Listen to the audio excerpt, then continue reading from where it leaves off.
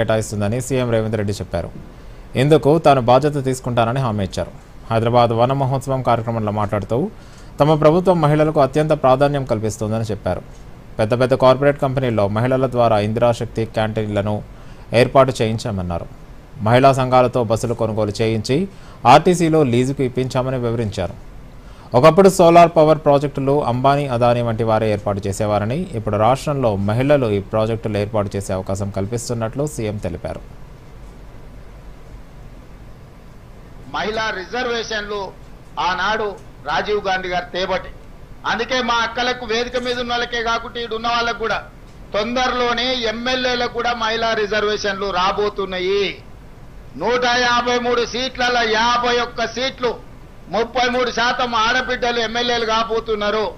ఈ 51కి ఇంకొక 10 అదనంగా కలిపి 60 సీట్లు ఆడబిడ్డలకు ఇచ్చే బాధ్యత నేను తీసుకుంటా.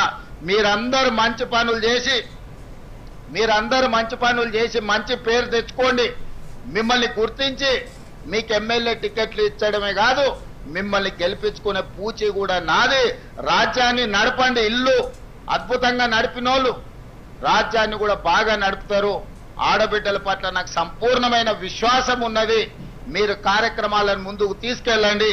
ఇవన్నీ కూడా పునాది రాయి చెట్లు నాటడంతో మొదలు పెట్టండి.